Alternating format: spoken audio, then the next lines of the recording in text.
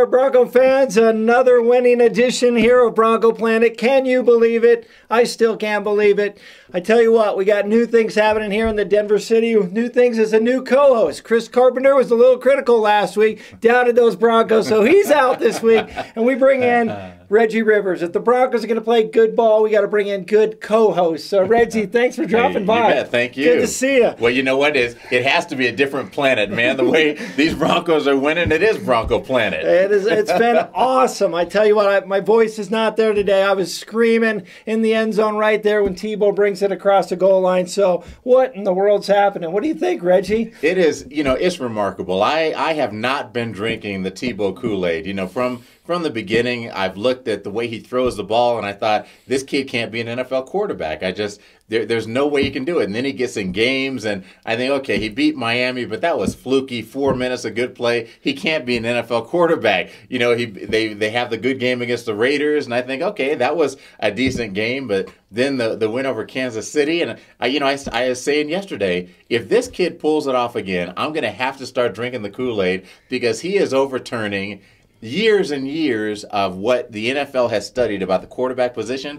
I don't know how he's doing it. The kid wins. It's been awesome to watch. I've gone to Bronco games since I was knee-high to a grasshopper, but I'm driving to the stadium yesterday, and I've got butterflies. That's the kind of excitement this guy brings. You just know you're going to be in there. Now, walk me through. You're watching the game. Kind of walk me through that last drive. What are you thinking? What's going through your mind? Are you believing what's going to happen, and did you think he could do it? Well, oddly, even though I have my doubts about Tebow, I don't have any doubts about him in the last 5 minutes of the game. I think that's where his improvisational skills are best showcased. I think that he is a problem for defenses in a situation where they're gonna spread the formation. And so he's really back to his roots then. The spread formation, the spread option, he's free to run the ball. Because earlier in the game, you can tell he's trying to do what he's supposed to do. He's trying not to run when he's not supposed to. In the last few minutes of the game, he just tries to make plays. And he's wide open. So when they got the ball at the 95 yards to go, I can't say that I thought, oh, yeah, this is simple. They're going to go score. But it was like Elway when he's in there. You just know that this is his moment, and you think if he's going to do something good, it'll be right here. So, no, I agree with you there. You just felt like it, and you could just feel this crowd, being there at the game, just slowly but surely, the confidence building. Then you just got to a point where you thought, this is it. I know he's going to do it. They bring the blitz. He reads the blitz. So that's one of the things I'm seeing from Tebow. He's definitely starting to see things better after getting some games under his belt. Yeah, he definitely is. And, he's a running quarterback. I mean, his first instinct is to run, and you can tell every time he drops back, he rarely throws the ball on rhythm, and so he's always not gonna. It's like his third step, not throw, and he's thinking about where can I go, but he restrains himself earlier in the game. But at the end, when the defense comes crashing in, they do so at their own peril because he's so good at reading the defense as a running back. And, it's a gift. And, great running backs have it where they see the flow of the defense and they understand how to cut back, or they see the flow of and they understand where the gaps are. And Tebow has that. And you see him squirting through gaps. And on that last play when he scored the touchdown, it was just a brilliant understanding that if these guys are coming down, there's nobody out there. And that's where I'm going. Now let's talk a little bit about Mike McCoy, because he comes out at this game, that first drive, I was so impressed with the play calling. I thought he threw him off guard. They have that pass right at the beginning to Demarius Thomas, get him involved. You got a little Tebow running. They're trying different things, even the incomplete pass from Decker on the kind of the trick play. And then it's like I'm going back in my shell, and for 3.5 quarters decided to do nothing. I mean, absolutely nothing. And then, as you bring up, they spread things out. They let Tebow do what Tebow does, and they score. So why can't they put that in earlier in the game, and why can't they open it up more? Well, I think that's a good question, and I think it's a little bit complicated because in the last few minutes of the game, when you're behind, you can just take the gloves off. If it doesn't work, well, you're going to lose anyway. You're behind. If it does work, man, it's brilliant. And I think that it's hard to have your whole offense be improvisational for the entire game. Because as an offensive coordinator, you understand that, listen, we've studied these guys. here's the effect we want to have. When we draw up this route, we want that to affect the safety this way, and then you throw it to this guy. Well, Tebow takes that out of the equation because he won't throw on rhythm. And so it's hard for an offensive coordinator to draw up plays and say, this guy's going to be open. It's more like, listen, everybody go run. And after you finish running your route, just kind of run around randomly, and Tebow will try to throw you the ball. And so I think that's the frustration the Broncos have, that they can't really game plan any pass plays. And so they stick with the running game because that's something that you can a little bit control with the option. And, could they run the whole game and let Tebow just have the reins for the entire game the way he does in the last 2 minutes? I guess they could try it, but it seems problematic. And I'm not thinking that the whole game, but you see like Cassius Vaughn has that long return. And you think back at the Elway days and when you were playing, boy, when you got a big play like that, you could like smell blood in the water, and you're like, bam, they're going for it. And then what do? Couple runs. And done, and then I think there was another turnover in the game, all right, we got it now, done. And it's just like buzz kill McCoy. I mean, that's he's just driving me nuts. I get it, you can't do hurry up offense and spread it out for the whole game, but there's some situations there I don't think he's helping Tebow out at all. It's to me it comes back to the throwing ability. And if you're an offensive coordinator, like a running game, part of the frustration the Lions used to have with Barry Sanders was a running play is very much like a SWAT team. Saying, look, we're going to stage these guys here and these guys here. We're going to blow the door, and then you're the first one through the door, and you secure this, and, you do that, and it's all very choreographed. A running play is very much like that. Well, when you have a running play and it's 3rd and 1, and you hand Barry Sanders the ball, and he says, I don't like that hole, and I don't like that one, and he makes the most exciting, 1-yard loss.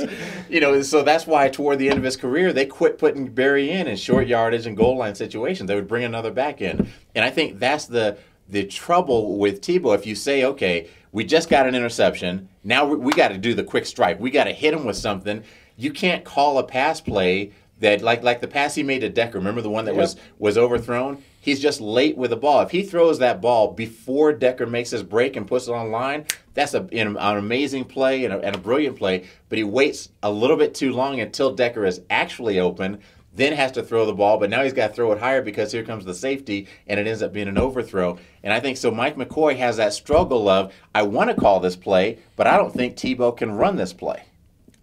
I guess that makes sense. It was a little frustrating, but, the guys won 4 games. So I think McCoy, as much as Tebow, could be the GOAT of this season or could be the MVP of this season. So we'll see how it goes. Now, being a player, what do you think the players, obviously I went to a bunch of practices, and the fans, those Tebow fans, who I love, can be very annoying at times. I mean, you go to practice, he throws a 1-yard pass, and and then everybody else, all these other players are like, shut up, I'm thinking. So do you think that, Tebow's had to try and win these guys over? Obviously, I think there was some alliance to Orton who had been there for a while. Right. Do you think that's starting to happen? Because I'm seeing some good quotes from like Von Miller about Tebow now. Yeah, I think that, of course, the players are a little bit annoyed with all of the fervor over Tebow.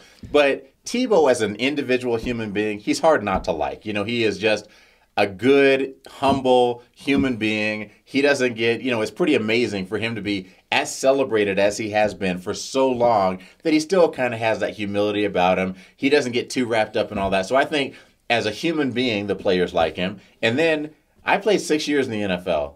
It is hard to win games in the NFL. I don't care who you're playing. The counter argument is that, well, Miami's horrible, and that's who they beat. Kansas City is horrible. The Jets are horrible. Okay, that's true. But somebody had to win that game, and it was the Broncos under Tebow, and he's 4-5 as a starter. And everybody in that locker room knows how hard it is to win an NFL game. And so if you're winning games, I think that cures a lot of that. Whatever resentment they might have had toward him, whatever feeling they might have had about Orton starts to become, well, you know what? We're 5-5. We're back in the hunt. We're 4-5 with this guy. We're all going to start drinking the Kool-Aid.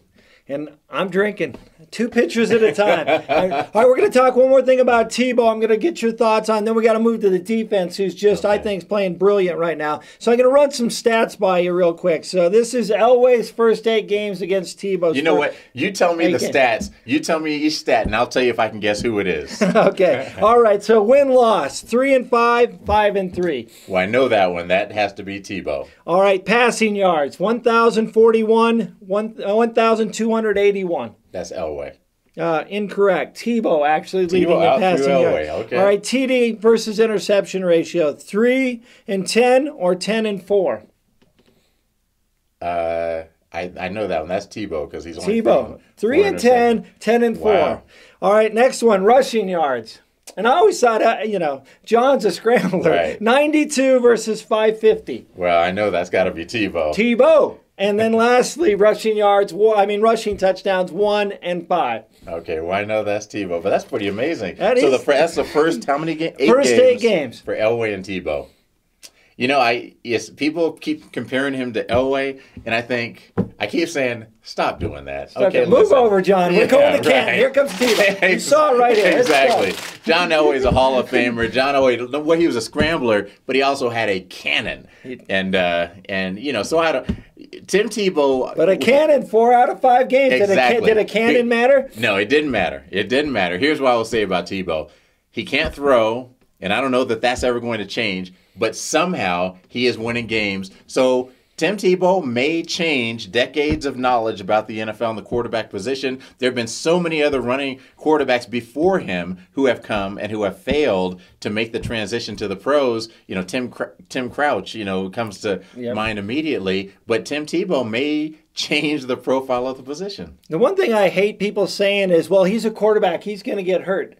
He is not really a quarterback. This is like a fullback. I mean, this guy is huge. So I don't think unless you think he gets hit unnecessarily, that like a running back wouldn't get hit. Right. But why would Tebow get hurt any more than a running back would? Well, he wouldn't, but he probably would get hurt at the same rate as running backs. So many teams have gone to multiple backs because it's hard for one back to take the beating over the course of an entire season. If you build your entire program around one signature back, and then that guy gets hurt, and now you got to put someone else in. So most teams have 2 or 3, and that's the worry, and that's why the quarterback position has become the way it is. They don't want to they're spending $10 million a year on their quarterback, and he's going down the field and taking all these unnecessary hits. They're like, no, we can't do that. What if you get hurt? We don't have anybody on the sideline who can come in and run this offense. You're the one guy, and so we've got to protect you.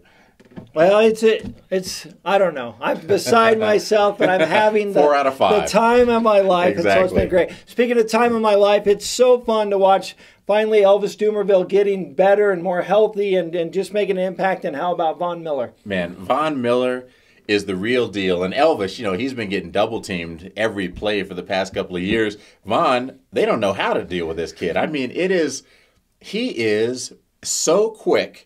At his hand skills, he's like Bruce Lee out there. Nobody can really get a good hand on him. He's swatting and swimming and just doing it so quick and with such fluidity that they don't know what to do. We saw him on that one sack that he got at the end. He's pushing a 310-pound offensive tackle. And that's because he set it up the entire game. Speed rush outside, speed rush inside. Now all of a sudden, bull rush. And this guy is off balance, is not prepared for that. That was so awesome to watch. I mean, the fans going nuts. Now, Andre Goodman got picked on for a while. And, the only way you can retaliate for that is to come up with the touchdown interception. So what do you think about the defensive back? Because, frankly, with the age of Dawkins and some of those guys in there, I was a little concerned about how they would do against the pass. Yeah, Goodman, Champ, and Dawkins, they're like a combined 100 years old, It's pretty amazing. But, all 3 of them still very fast, still very active. They are old, but Goodman, that was just a great break on the ball and then good concentration to catch that. Brian Dawkins never would have caught that ball in a million years. In a million years. Brian Dawkins, I love him. He'll come up and hit you. He is not going to catch an interception. But, it's just a great play. And this defense, I love the aggressiveness. I love that they're blitzing all the time. And I love that with Dumervil and Von Miller, they don't have to blitz. They can rush 4 and get there. But when they rush 5, they're guaranteed to get there. And Von Miller, man, this kid just keeps coming. I mean, the ball gets thrown, boom, here goes another hit. He's just like, yeah, I don't care. Yeah, here I come. It's so fun to watch. It's been such a long time to have this feeling. I mean, 3 wins in a row. You get the Hard Knock Jets out of there, and so things are rolling. So now what do you think? What do you think for the rest of the season? Can this Bronco team be the AFC West champions? Yeah, you know, funny, the way the AFC is shaping up, I think not only could they be the AFC West champions, they could be one of the best teams in the AFC. I mean, in the NFC, you could say that, yeah, Packers are clearly the cream of the class over there. People have their doubts about San Francisco, but, yeah, they're up there too. In the AFC, there's nobody who's really shining and saying, yeah, we are running away with the conference. And so, yeah, could the Broncos, if they keep playing the way that they're playing, and, you know, Tebow gets a lot of the credit, and clearly he's a winner. This defense is befuddling people. They don't know where it's coming from or how it's going to come. They just know here comes the pressure. And when you have a great defense like that, you can win a lot of games. They keep it close, and then Tebow can work his magic at the end. You know, that's the thing about Elway with all of his 47 or however many comeback wins. In order to have a comeback win, you have to have a defense that kept it close. Yep. And so, you know, and I think that they've got the right mix. They've got a defense that can keep it close and a quarterback who's at his best in the last 5 minutes. Yeah, and the recipe's working, obviously. Right. And you see John Fox, who you know likes to control the field. The guy likes to keep it close. Very conservative, and that's very conservative. Right. But they got a defense, and just the way John Fox would want. I mean, they're winning games. So if you would, we got a special Thanksgiving edition coming up, and we'd like to have Reggie going to walk through, getting to know Reggie, and we're going to put him on the hot seat. So make sure you tune in to Bronco Planet on Thanksgiving. We'll have Reggie here on the hot seat with some questions, and we're going to bam, bam, bam. So you're going to have to do your homework and be ready to go. All right, I'm ready. But, Let me study up.